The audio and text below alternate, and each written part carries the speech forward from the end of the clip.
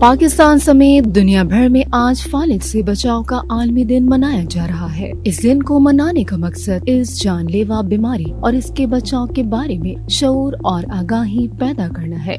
दिमाग में खून और ऑक्सीजन की फराहमी इंतहाई अहम शरियानों की मदद से मुमकिन होती है। माहिरीन के मुताबिक जब दिमाग का खून की फराहमी मुतासिर या तातुल का शिकार हो जाए तो इंसान फालिज का शिकार हो जाता है। फालिज एक ऐसा मर्ज है जो दिमाग में खून के शरियानों के बंद होने या इनके फटने से होता है। जब फालिज का अटैक होता है तो दिमाग के मुतासरा हिस्सों में मौजूद खुलियात ऑक्सीजन और खून की फराहमी बंद होने की वजह से मरना शुरू हो जाते हैं। इसके नतीजे में जिस्म की कमजोरी और बोलने देखने में दुश्वारी समेत और बहुत सी अलामात जाहिर होती है। इससे जिस्म का पूरा या आधा कुछ हिस्सा हमेशा के लिए मफलूज हो सकता है। आलमी स्ट्रोक ऑर्गेनाइजेशन का कहना है कि हम में से हर 4 में से एक शख्स को उम्र बढ़ने के साथ फालिज लाहक होने का खतरा होता है।